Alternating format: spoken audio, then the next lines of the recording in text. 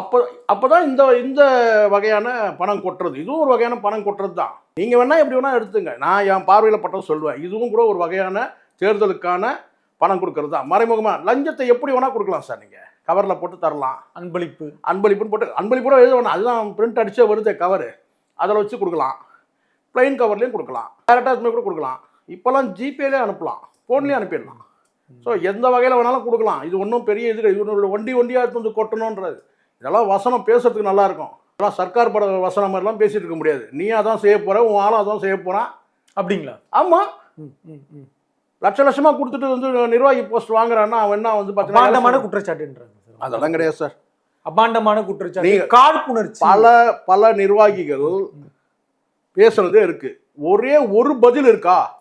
எத்தனை நிர்வாகி சொன்னாங்க எங்களை நிர்வாகியா போ. Meenakshi Academy of Higher Education and Research. Admissions open. Apply online.